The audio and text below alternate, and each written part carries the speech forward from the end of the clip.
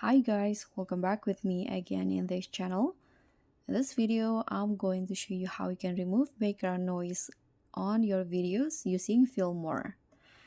So if you got annoying background noise ruining your video, here you can use a feature in Filmora to instantly remove the background noise.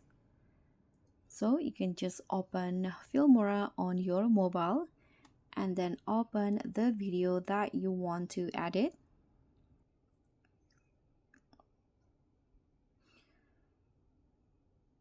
Okay, for example, I'm going to edit this video. You can click on import. So once your video is ready on a timeline in here and you want to remove its background noise, you can just click on the video, then swipe through the options here in the bottom, and you'll see this feature called noise reduction. So just use that feature, click on it. So Filmora will automatically reduce the noise from your video, so it has clearer audio now.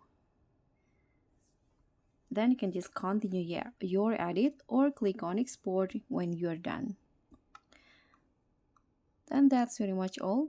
Thank you so much for watching. Like this video, subscribe, and also click on the thanks. I'll see you all in the next one.